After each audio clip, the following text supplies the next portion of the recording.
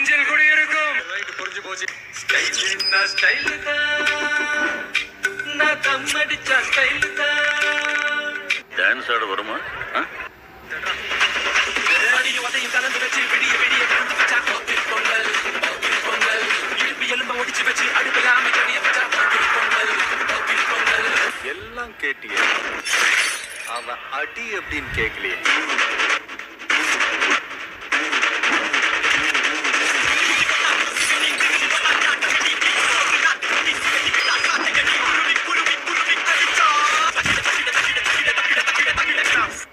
நடிகர் விஜய் சினிமாவில் இருந்து விலகி அரசியலில் முழு கவனம் செலுத்த உள்ளதாக தகவல் வெளியாகியுள்ளது. புது பாதை நீயே போட்டு தந்தார், என் பாதி வழியில் விட்டு சென்றார்.